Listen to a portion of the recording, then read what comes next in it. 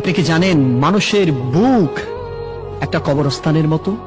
কবরস্থানের মধ্যে যেরকম কত আজাব গজব চলে আল্লাহ ছাড়া কেউ জানে না, তেমনি একটা মানুষের হৃদয়ে কত রকমের জ্বালা যন্ত্রণা, কত রকমের দুশ্চিন্তা, কত রকমের টেনশন, কত রকমের বিপদ আপদ, কত রকমের সমস্যা, সবকিছু বুকে নিয়ে মানুষের সাথে হাসি খুশিতে কথা বলে। এটা একমাত্র আল্লাহ ছাড়া কেউ জানে না। সেজন্য মানুষের হৃদয়, মানুষের সিনা এক একটা কবরস্থান।